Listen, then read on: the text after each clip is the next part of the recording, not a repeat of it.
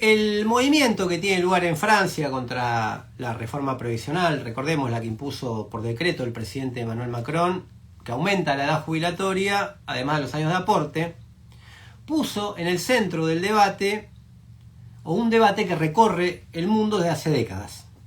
Y es qué hacer con los adultos mayores, en general, y cómo deben financiarse los sistemas previsionales en particular.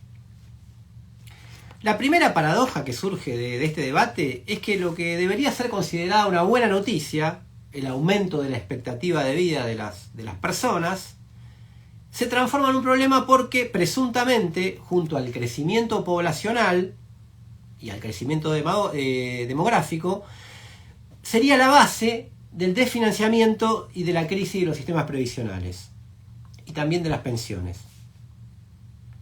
Hace un tiempo, hasta no hace mucho, se discutía que esta crisis era el resultado, además del alargamiento de la expectativa de vida, del elevado número de personas que se estaba jubilando en la actualidad como consecuencia del aumento de natalidad que había tenido lugar en la posguerra, en el llamado baby boom, y de la baja fecundidad que siguió a los años inmediatamente posteriores. Es decir, había nacido mucha gente durante el baby boom y nació poca gente después, y ahí supuestamente estaba el problema. Todos estos cambios habían alterado la relación del equilibrio previsional entre un número de trabajadores activos y la cantidad de jubilados y pensionados. Por lo tanto, el sistema devino deficitario.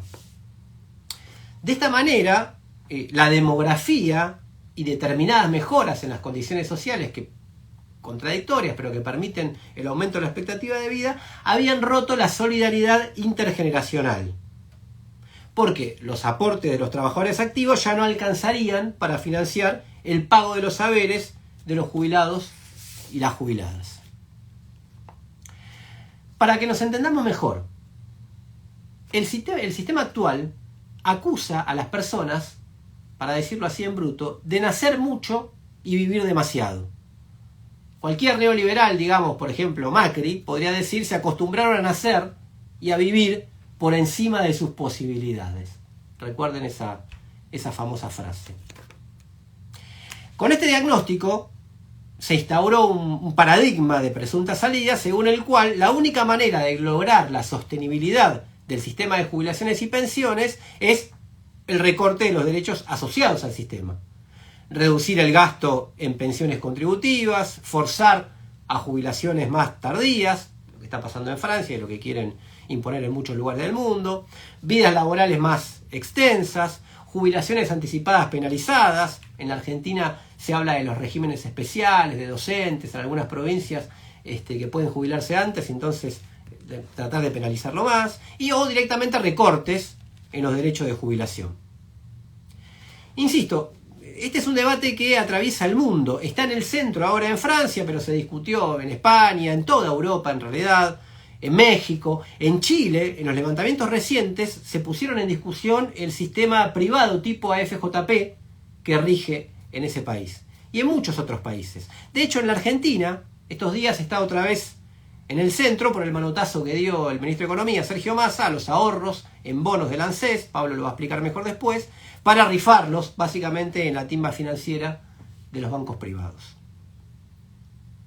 Ahora, los que sostienen este argumento demográfico y de aumento de la esperanza de vida dejan de lado algunas, o ocultan, quizá es mejor decir, algunas cuestiones. En primer lugar, escinden el problema previsional del mundo o el mercado laboral en general. O sea, no ven o ocultan que una de las causas del desfinanciamiento del sistema previsional reside, por ejemplo, en la informalidad laboral. En el caso argentino, 1/3 de los trabajadores y trabajadoras. Una informalidad promovida justamente por los mismos que hoy dicen que hay que hacer una reforma previsional regresiva. Otro aspecto también que marca la Argentina, pero el mundo, los bajos salarios, que obviamente impactan directamente también en los aportes previsionales. Nadie dice por ahí también se desfinancia porque se pagan bajos salarios. Un tercer aspecto ligado directamente a la financiación del sistema es la baja de los aportes patronales.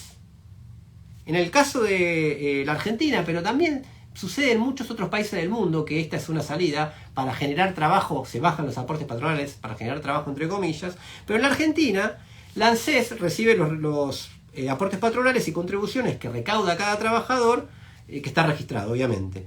Bueno, esos aportes representan un porcentaje bastante menor que al inicio de la década del 90, cuando rondaba el 33% y actualmente solo alcanza poco más que el 13%.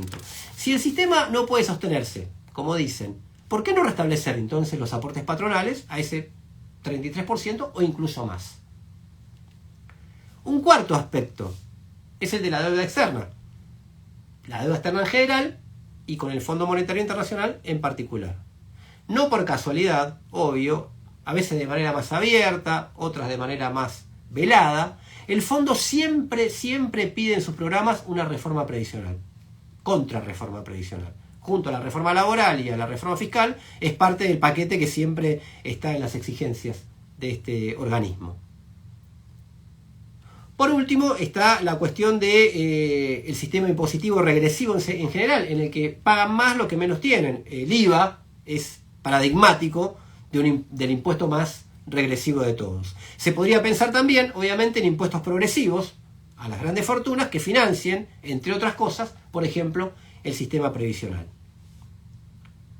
Ahora, lo interesante del levantamiento francés es que está enfrentando este sentido común.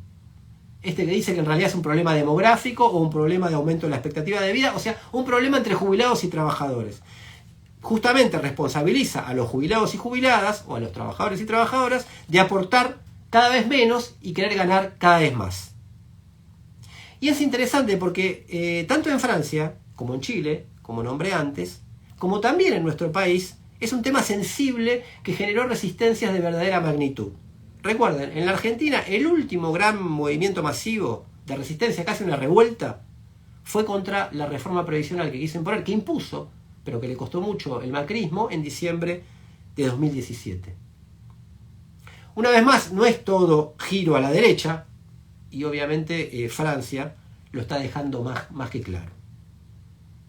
Porque las personas, el movimiento que se está desarrollando en las calles de Francia, está invirtiendo los términos del debate, o mejor dicho, lo está poniendo como debe ser, lo está poniendo sobre sus pies.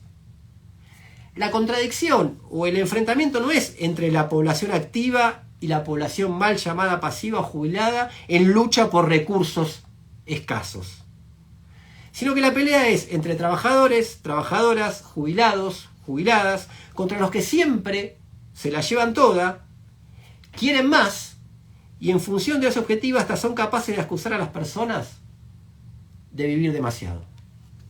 Que no te gane la indiferencia. Toma partido en el Círculo Rojo.